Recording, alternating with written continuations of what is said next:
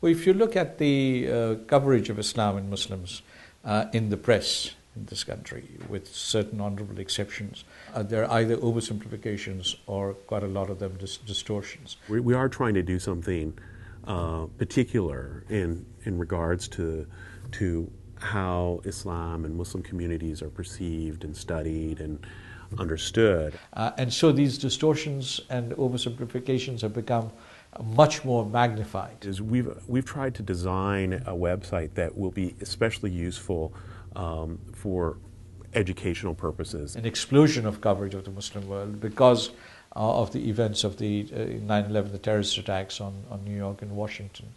And so we want to give a little bit more texture to how Muslims are perceived, understood, the complexities, the diversities, rather than the kind of flat uniformity that one perceives quite often in journalistic reporting on Muslims and Islam. One glaring example that in much of the journalistic writing about Muslims and Islam, the terms Arab and Muslim are conflated. So we hope to provide information on these communities, the practices within the Muslim communities and the diversity of practices.